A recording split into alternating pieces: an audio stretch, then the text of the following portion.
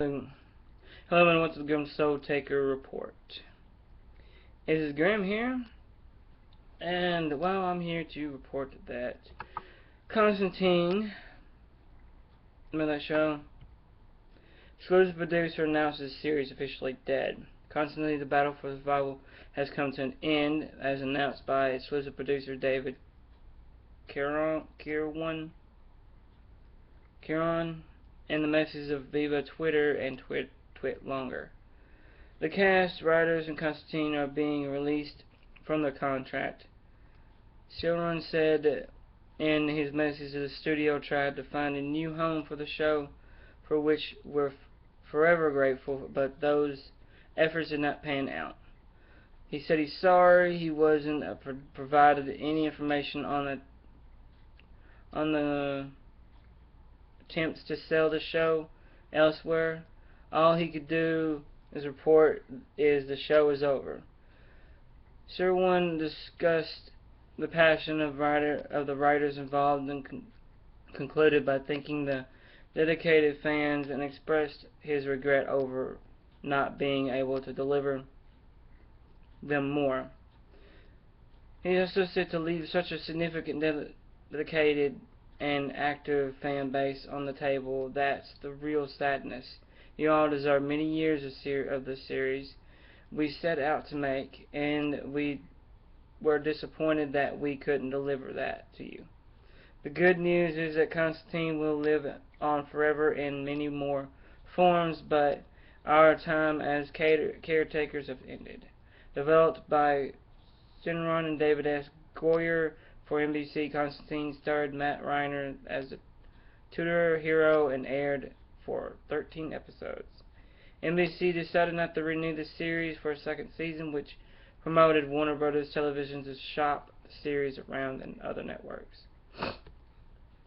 Which it seemingly they weren't successful in finding another one.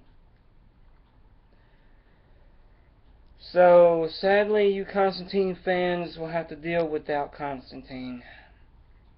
I mean, I know there was a bunch of people who watched it, but without people constantly watching the show, more than just a few hundred, the show's not going to go on. We should all know that by now, since series have been canceled. Now, excuse me. Let's go into another one. You know, Brian Michael Bendis, A-League's Spider-Man and Captain America Civil War. We all know that's going to happen. But if you guys want to know more, let's find out more. I'm ready to find out.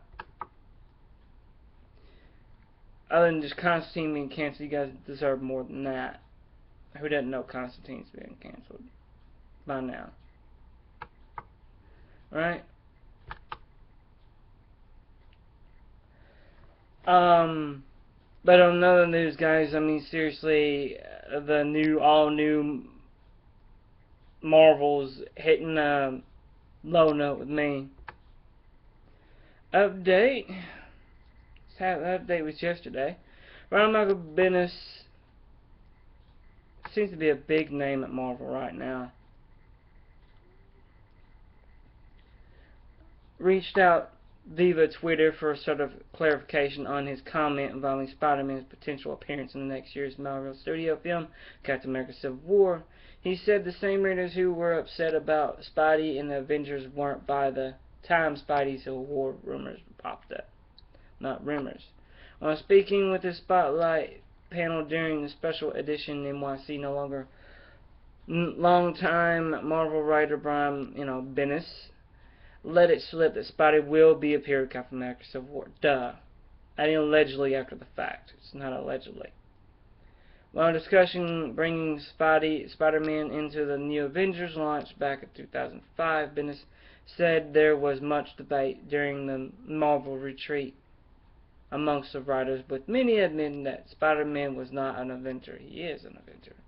The same thing happened when they heard Spider-Man is going to be in Captain America Civil War, the movie. Bendis said he looked over to panel host Ryan Ghost or whatever, who shook his head in ignorance, not confirming anything or adding any info.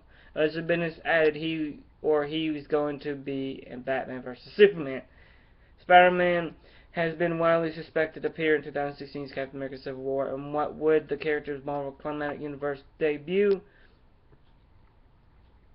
though it has not been officially confirmed by Marvel Studios. Along with his comic book work for Marvel, Bendis is a member of the Marvel Studio Creative Committee. Spider-Man's ability to appear in Marvel Studio films came after joining agreement with Marvel Sony Pictures. A new solo Spider-Man is currently in works, as well as ties to Universal together, and seems much younger. Spider-Man that they attended high school, currently world as an actor. Ash Butterfield at the top of the list, portrayed Peter Parker in the upcoming film. Captain America Civil War is currently slated for May 6, 2016, with the solo Spider-Man film following July 28, 2017. So there you go. Official but unofficial confirmation that Spider-Man will be in the new movie. And it's one of the reasons Marvel wanted Spider-Man back. Now, for those who don't know, Spider-Man played a big part in the Civil War, in the comic book. For those who do know, well, you know, so why am I telling you? But, guys, it seems to be that Marvel doesn't want to confirm it. Marvel wants nothing to do with it. They're denying it almost. But if he's not, then it's going to make a lot of people mad. Yours truly, personally, because I want to go see that Captain America movie. Just because Spider-Man might be in it.